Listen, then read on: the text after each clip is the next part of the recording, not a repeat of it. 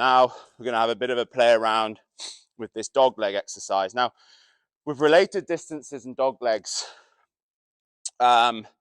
show jumping isn't a sport that came naturally to me. My background is eventing and dressage.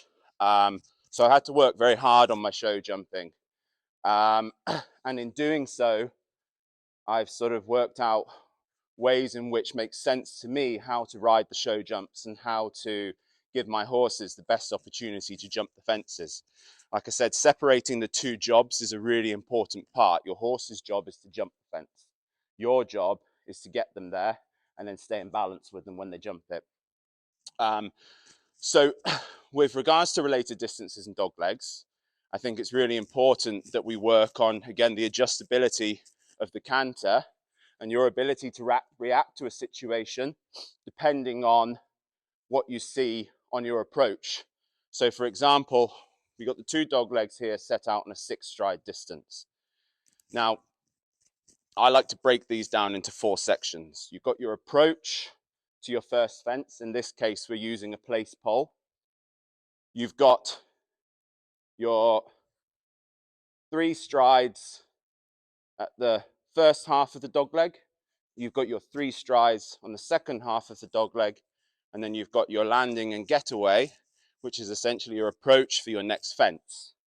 So coming through the turn to the first element of the dog leg, I like to think that within sort of 3 to 5 strides away from your fence, you're going to know how you're going to meet it.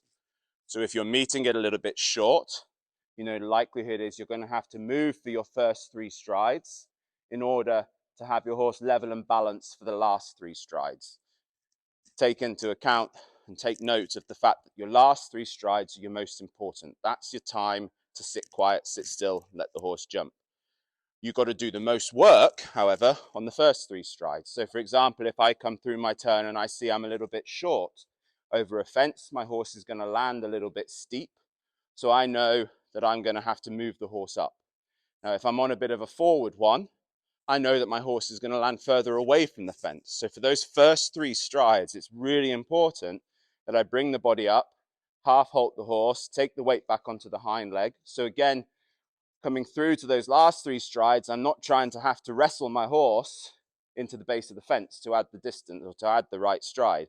Again, I can stay soft, support my horse with the leg and get him to the fence on a jumpable stride.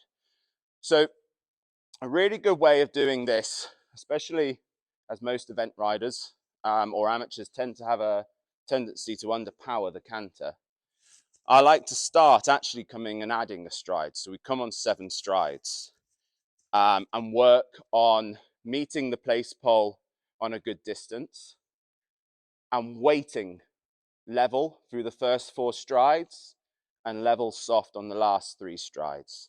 That way then, after I've done that a couple of times, I can then go up a gear with the canter, a little bit similar to the exercise, shortening and lengthening the stride on the 5-stride distance from the 6 to the 5.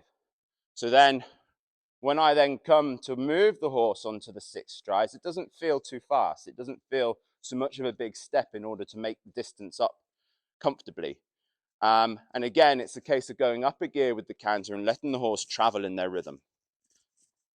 So we'll start on the 7 and then we'll come on the 6. So I'm going to just bring the canter sort of to 80% power.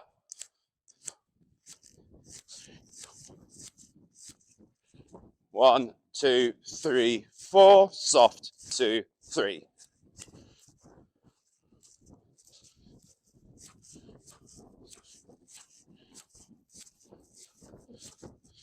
Wait, 2, 3, 4, soft, 2, 3.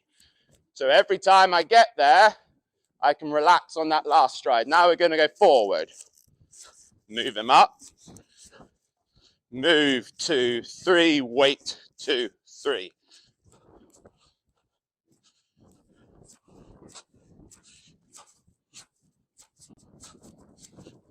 Move, 2, 3, wait, 2, 3.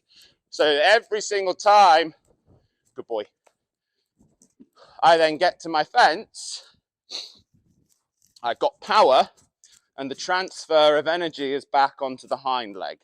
So you're letting the horse's head come up. It's a lot easier for a horse to sit in the canter when they can lift their head.